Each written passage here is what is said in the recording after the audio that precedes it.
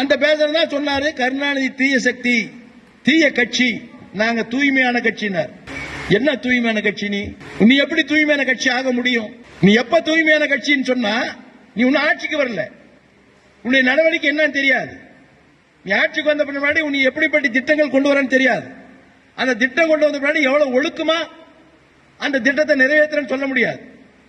ரெண்டாவது, உன்னுடைய கட்சியிலேயே நீ ஆரம்பிக்கும் போது உன்னுடைய ரசிகரோடு ஆரம்பிச்ச, அந்த ரசிகரோடு ஆரம்பிச்சா ஒரு தனித்தன்மை உள்ள கட்சின்னு சொல்லலாம்.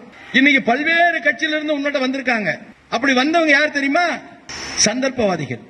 எங்க இடம் கிடைக்கும், எங்க வாய்ப்பு கிடைக்கும், எங்க வசதியான தலைமை பொறுப்பு கிடைக்கும், அங்க கிடைச்சா எங்க அடுத்த தேர்தல் நாம ஒரு பதவிக்கு வரலாம் அப்படின்னு நினைக்கிறவங்க தான் உன்னோட சேர்ந்திருக்காங்க. இங்க யாரெல்லாம் இருக்குன்னா யாருமே திடீர்னு வந்த ஆளுங்க கிடையாது, உழைச்சு வந்த ஆளுங்க.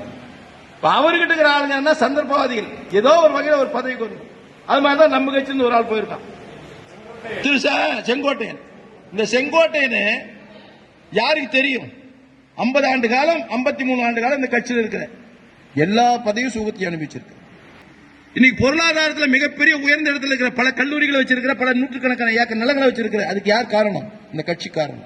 இவ்வளவு வசதி வாய்ப்புகளும் இவ்வளவு பதவி சுகங்களும் அனுபவித்த நீ இந்த கட்சியில பல்வேறு வகையான இடையூறுகளை செய்தனால பொதுச் செயலர் கூப்பிட்டு அவருக்கு அறிவுரை சொன்னார், கேட்கல.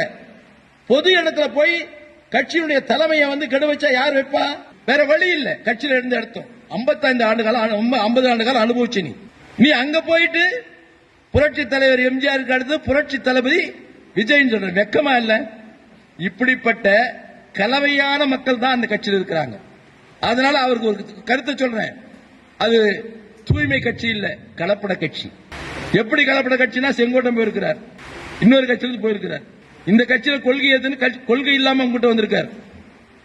ஆதவர்ஜினா பல கட்சியிலிருந்து வந்தவர், அங்க போயிருக்காரு. இன்னொரு பிஜேபி இருந்து வந்தாரு, நம்ம கிட்ட வந்தாரு, அப்புறம் இங்க வந்திருக்காரு, அவர் உங்ககிட்ட வந்திருக்காரு.